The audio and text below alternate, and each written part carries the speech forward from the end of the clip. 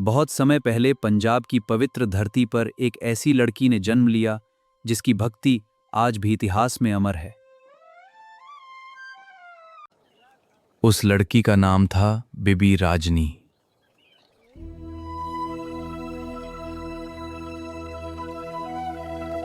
बचपन से ही रजनी का मन वाहेगुरु की भक्ति में लगा रहता था।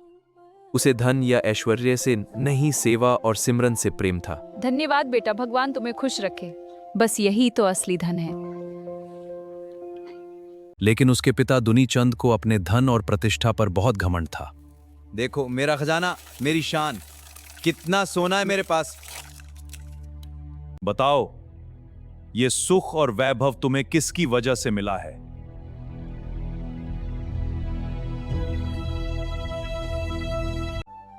पिताजी, ये सब आपकी कृपा से मिला है।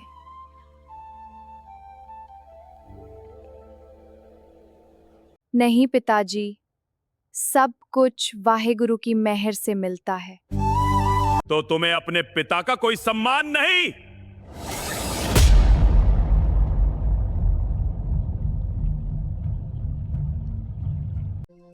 सम्मान आपका भी है पिताजी, पर कृपा ऊपर वाले की होती है। चुप! मेरी इज्जत पर सवाल उठाती हो? दूर हो जाओ सब! रजनी की बात सुनकर दुनीचंद का घमंड क्रोध में बदल गया।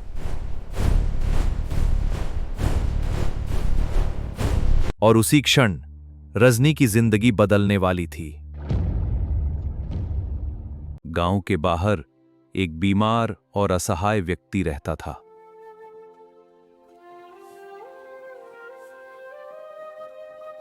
लोग उससे दूर भागते थे क्योंकि वह भयंकर बीमारी से पीड़ित था।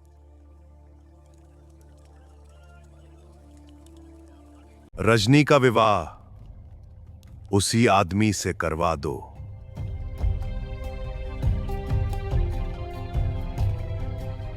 लेकिन रजनी ने कोई विरोध नहीं किया।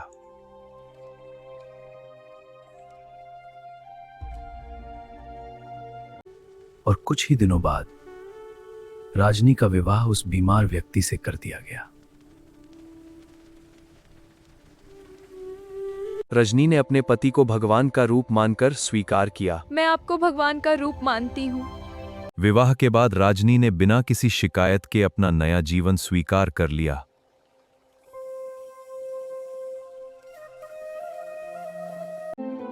वह दिन रात अपने पति की सेवा करती रही।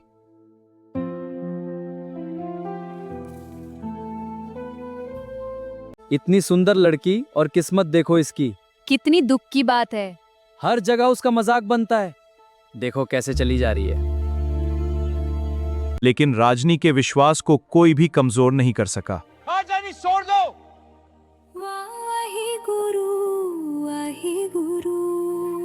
कई रातें भूख और तकलीफ में बीती। सब ठीक हो जाएगा। तुम हो तो सब सहन है। वाहेगुरु, मेरे पति का दुख दूर कर दो।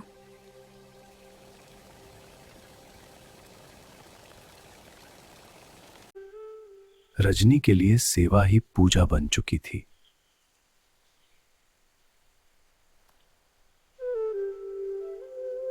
धीरे धीरे रजनी अपने पति को टोकरी में बैठाकर जगह जगह ले जाने लगी। रजनी, तुम थक जाओगी। नहीं, मैं ठीक हूं। कभी धूप, कभी आंधी, लेकिन रजनी का हौसला नहीं टूटा।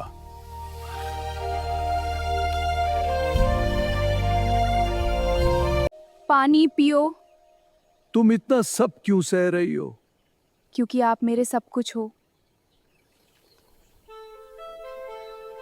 क्योंकि आपका साथ ही मेरा धर्म है।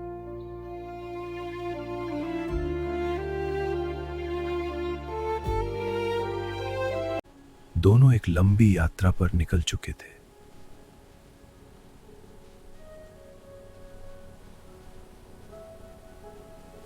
रास्ते में घने जंगल और सुनसान रास्ते भी आए।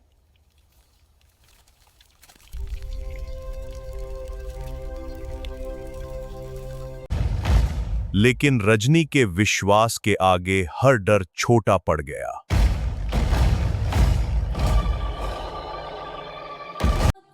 हर कदम पर उसके होठों पर सिर्फ वाहेगुरु का नाम था।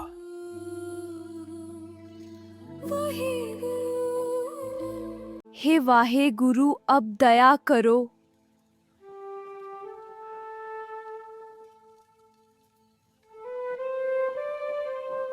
और फिर एक नई सुबह ने उनकी किस्मत बदलनी शुरू कर दी।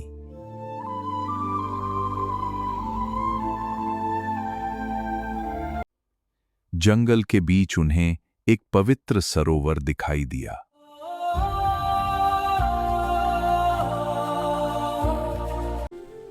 रजनी को नहीं पता था कि यही स्थान उनकी जिंदगी का सबसे बड़ा चमत्कार बनने वाला है। जंगल के बीच उन्हें एक पवित्र सरोवर दिखाई दिया।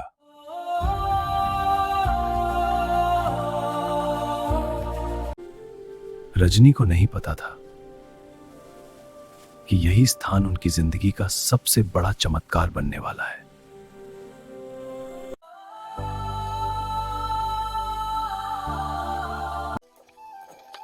ये कैसा चमत्कार है? रजनी अपनी आंखों पर विश्वास नहीं कर पा रही थी।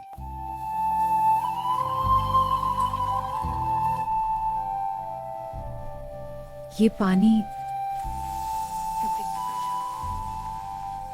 जैसे उस जल में कोई दिव्य शक्ति हो।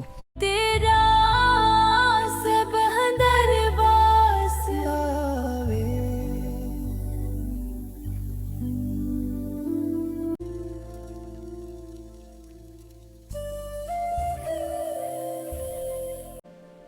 ये पानी कितना शांत है, जैसे उस जल में कोई दिव्य शक्ति हो।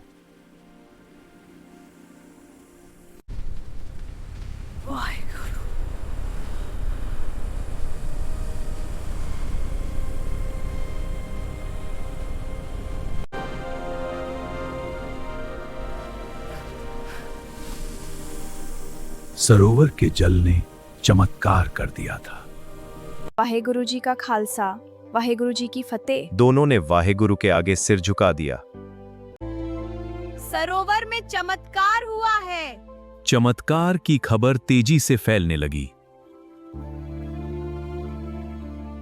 ये जगह पवित्र है। धीरे धीरे वह स्थान आस्था का केंद्र बन गया। बीबी रजनी के साथ चमत्कार हुआ है। अब यह खबर महल तक पहुंच चुकी थी। शायद मैं गलत था। राजा का अहंकार अब टूटने लगा था। रजनी, सालों बाद पिता और बेटी आमने सामने होने वाले थे।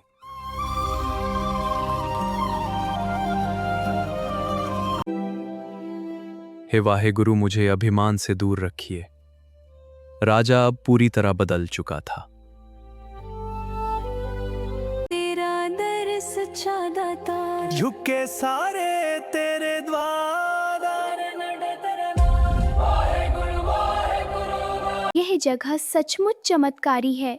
रात के समय सरोवर और भी रहस्यमयी दिखाई देता था। शायद यहां मेरी जिंदगी बदल जाए। एक और दुखी इंसान उम्मीद लेकर वहां पहुंचा। विश्वास रखो, वाहेगुरु सब ठीक करेंगे। रजनी हर किसी को उम्मीद देती थी। मेरे पैरों में हलचल हो रही है।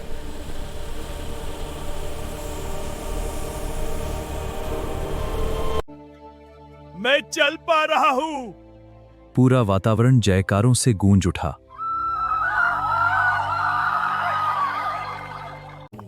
धन्य वाहेगुरु की महिमा। अब हर दिन वहां श्रद्धालुओं की भीड़ लगने लगी।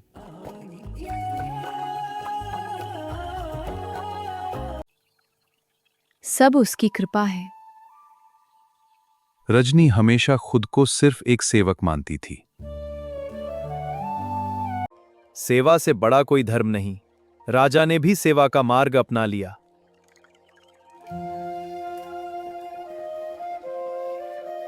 देखो, फिर वही सफेद कौवे। वो रहस्यमयी चमत्कार आज भी जारी था।